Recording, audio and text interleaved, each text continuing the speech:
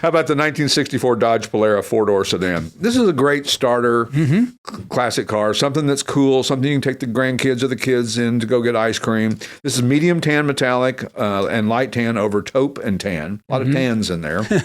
98,000 actual miles. It's got the 318-inch cubic inch V8 with a Holley Sniper EFI, which is interesting to make it a little bit more reliable. Yeah. You don't have to dink around with the carburetor and that kind of thing. It's got Willwood front power disc brakes, which is a good thing to add to a car. Right. And I would say the price, this is a good example. The price doesn't reflect the Holley Sniper in there, too. This is a well-priced car. And an upgraded stereo that's in it. I mean, this thing is nicely done. And, yeah, there are probably things in it that don't factor into the price as much as they actually put in it.